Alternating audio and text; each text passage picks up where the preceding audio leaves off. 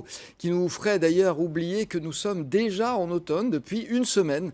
L'automne, ce sont les feuilles qui jaunissent et les fleurs qui se raréfient dans les jardins, mais c'est surtout le meilleur moment pour préparer le printemps. Si vous voulez voir de belles fleurs apparaître au premier beau jour, eh bien c'est maintenant que ça se passe et c'est ce qu'on va voir tout de suite avec notre jardinier conseil. Bonjour Pierrick Eberhard. Bonjour. J'ai appelé Eric tout à l'heure, non Pierrick.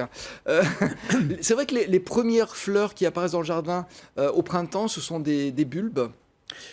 C'est principalement des bulbes, il y a aussi quelques vivaces, mais aujourd'hui on parlera surtout des bulbes. Et c'est quoi un bulbe alors? Alors un bulbe, c'est tout simplement un oignon.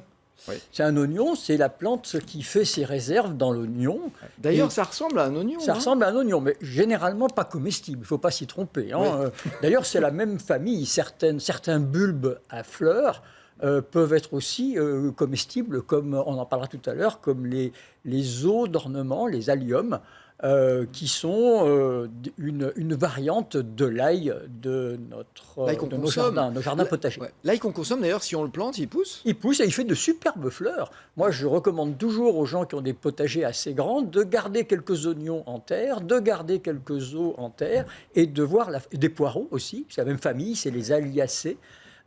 Et de voir les fleurs absolument extraordinaires que ça peut donner. Mais on est gourmand, on préfère les manger un peu dans le jardin. Alors ne mangez pas trop les oignons de tulipe, ce n'est pas, ça vous en mourrez pas, mais bon, il vaut mieux éviter. Il peut y avoir des troubles secondaires un petit peu gênants. Ouais. Alors il y a beaucoup de bulbes, il faut le savoir. Je ne vais pas vous demander un nombre parce que j'imagine qu'on ne le sait pas exactement. Alors il y a beaucoup de bulbes en effet. Il y a des milliers, des centaines de milliers de bulbes. Mais on va distinguer les espèces et les variétés. En matière d'espèces, il y a à peu près, disons, pour faire simple, une bonne dizaine d'espèces qui vont de la tulipe, qui est la plus connue, au muscari et à l'allium dont on vient de parler. Regardez comment on les a en image, on va dire voilà, exactement ce que c'est.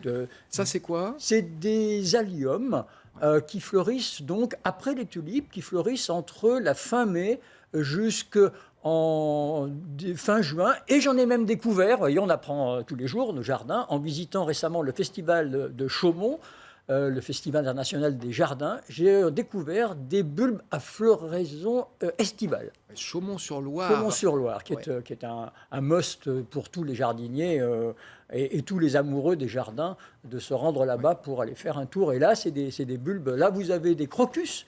Les crocus sont parmi les premiers à apparaître. Dont les abeilles sont friands? Bien sûr, parce que c'est les premières fleurs, donc les abeilles sortent et butinent sur tout ce qui peut se présenter de comestible pour elles.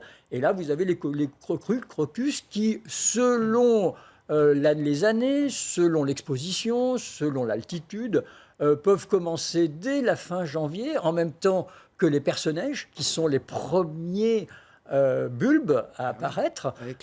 Et donc, les abeilles sont friands, c'est friande bien évidemment. Et comme leur nom l'indique, les perce-neige. Et là, vous avez des jonquilles. Voilà, les jonquilles. Toujours la famille des bulbes. Elles apparaissent très tôt aussi, en février, non? Ça dépend des variétés, ça dépend des climats, ça dépend des expositions. Vous pouvez avoir des jonquilles début mai en montagne et fin février en plaine. Moi, je pensais à la ville. Autre bulbe, qu'est-ce qu'on peut voir encore? On en réserve ça aussi. Ça, c'est un camassia.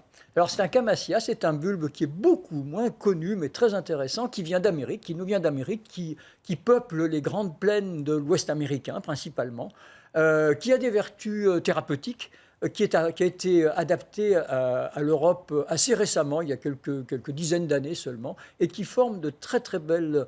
ils peuvent faire des parterres magnifiques, en particulier avec les vivaces, parce que les bulbes se marient très très bien avec les vivaces, du mois de mai. C'est très beau, ces petites grappes de fleurs. C'est très fin, ça ressemble un petit peu, mais c'est beaucoup plus haut, à des jonquilles. Des jonquilles. C'est pas moi qui vais vous aider. Hein. Si, certaines jonquilles, on va dire, ça peut ressembler. Voilà. On va regarder, parce que c'est vrai qu'on ne se lasse pas de regarder. Là, c'est des muscaries. Des muscaries qui sont originaires d'Asie mineure, qui sont plus tardifs dans la saison pour les principaux, fin avril, et qui font des parterres très, très colorés, en particulier dans les sous-bois. Qu'est-ce qu'on plante en ce moment? On plante des bulbes.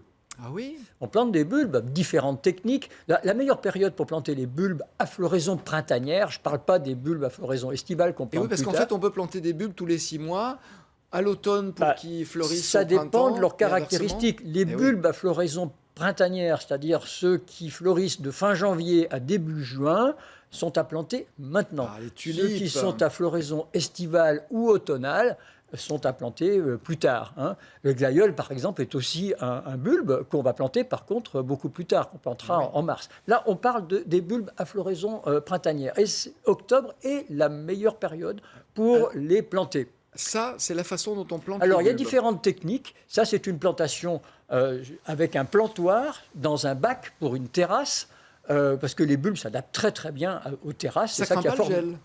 Ça ne craint pas le gel. Pas du tout, pas du tout, puisqu'on les plante maintenant et qu'ils Eh vont oui. passer l'hiver en terre et qui vont ressortir. Les petites pousses vertes vont apparaître uniquement début février, on va dire en général, les premiers bulbes. Et là, on plante avec un plantoir. Moi, je trouve que c'est beaucoup plus simple de le faire au piochon. On fait un petit sillon de 15 cm de profondeur et on plante les tulipes, par exemple, tous les 10 ou 15 cm. On les met en place et ça permet d'aérer, en même quand on fait ce sillon, ça permet d'aérer quelque peu la terre et donc de lui apporter de l'ameublir. Ouais. Donc la profondeur, c'est à peu près 15 cm. 15 cm. On recouvre de terre, On recouvre de évidemment. terre, on tasse, on arrose éventuellement, mais généralement à cette époque de l'année. Ah, il faut tasser, il ne faut pas Faut avoir tasser, des- faut tasser pour et puis éviter. Tout à l'heure, on parlait des chats. Éviter que les chats viennent gratter dessus, parce que Les c'est chats pas, les dans chats les sont pas bars. vraiment un ami du jardinier. J'aime beaucoup les chats, mais pas dans mon jardin, parce que ça gratte. Les chats, ça aime bien gratter. Ah bah oui. Et bon, quand on a fait un beau semis ou quand on a planté ses bulbes, d'avoir un chat qui passe derrière, généralement, Oui, ça fait c'est un peu pas râler. conforme aux règles horticoles, on va dire, hein. Donc le chat, il y a des dispositifs pour les éloigner gentiment. Ouais. Et donc c'est la bonne période pour planter tous ces bulbes. Donc c'est la bonne période pour les planter. On a vu des tulipes tout à l'heure. Moi, j'ai eu une expérience de tulipes que j'ai plantées, qui ont poussé, puis je les ai laissées en terre. L'année suivante, c'était moins beau, et puis j'en ai plus. Ça veut dire qu'il faut les sortir, les bulbes, systématiquement, ou ça dépend Alors des ça fleurs? dépend des terrains. Et ça dépend aussi des variétés de tulipes. Il y a des tulipes qui peuvent rester ad vitam aeternam Dans la des dizaines terre, et des dizaines d'années au même endroit, notamment les tulipes sauvages. Qui ne demandent rien, des magnifiques tulipes sauvages, il y en a sur les plateaux du Vercors, qui sont protégées, d'ailleurs c'est une espèce protégée, il ne faut pas les arracher. Donc la tulipe peut très très bien se régénérer toute seule, et il y a quelque chose de singulier, c'est que souvent elle change de couleur. Le sol leur donne une couleur. Une tulipe que vous avez eue oui. rouge une première année sera rouge encore une seconde et elle va pouvoir devenir blanche ou jaune. Ah, c'est l'influence du C'est sol. l'influence du sol qui la Ouais. nourrit différemment. Alors, soit on laisse ces tulipes en place, si on aime un jardin un tant soit peu sauvage, si on n'a pas le temps, elles peuvent très très bien se débrouiller toutes seules. Si on veut des tulipes qui soient comme celles qu'on voit dans les revues et les catalogues, qui ne bougent pas d'un an sur l'autre, effectivement, Faut les ressortir.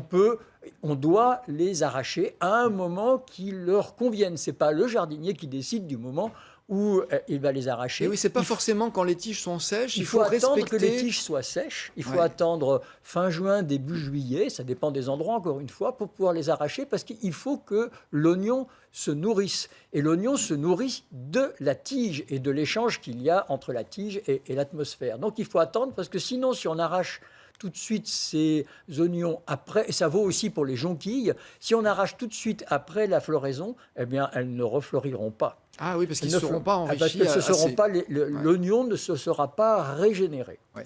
Alors, puisqu'on parle d'oignons et le fait de les enlever, il faut savoir que l'oignon, en fait, se démultiplie. C'est la façon qu'on les plante de se multiplier. L'oignon fait des petits. Ouais. Par contre, ces petits ne sont pas tout de suite productifs. Il faut les Ce mettre. sont des oignons de tulipes que vous avez là. Voilà, je vous ai apporté quelques oignons de tulipes, de belles tulipes Montrez-les-nous dites donc. angéliques, qui sont donc des tulipes roses et qui fleurissent, on les appelle aussi à fleurs de pivoine. Et elles ont une très très belle fleur charnue comme les pivoines, assez rose. Et vous voyez que c'est des oignons. Alors, elle va faire, quand on les laisse en terre et quand on les arrache en juillet, elle va faire des petits oignons. Et ces petits oignons, si on a le temps et le savoir-faire, on les met dans un endroit à part du jardin d'ornement et on va les planter. Ils ne donneront pas de fleurs l'année suivante, mais l'année d'après. Ah, il ne faut pas se décourager Voilà, il ne alors. faut pas Donc, se décourager. quand ils ça se vont grossir. dédouble, on les Voilà, récupère. ils font les petits, mais les et on petits ne sont pas patiente. tout de suite bons pour la fleur. D'accord. Est-ce que ça s'arrose beaucoup les bulbes ou c'est comme les Ça autres vit plantes? très très bien tout seul. Vous plantez, bon, sauf en ce moment où il fait particulièrement beau et sec, mais d'ordinaire, à cette époque de l'année, il a des précipitations qui sont régulières. Vous plantez vos bulbes entre le 1er et le 15 octobre. Je parle des tulipes, des jonquilles, des narcisses, etc., des camassias. Vous les plantez maintenant, vous tassez bien votre terre pour éviter que nos amis les chats n'en profitent, et vous ne vous en occupez plus, la nature s'occupe du reste. C'est vraiment une plante facile, facile d'utilisation et qui apporte beaucoup de joie et de plaisir. Merci, Pas autant que les chats, mais merci beaucoup Pierrick pour vos conseils avisés, pour votre science. C'est un bonheur chaque fois. Merci infiniment. Merci.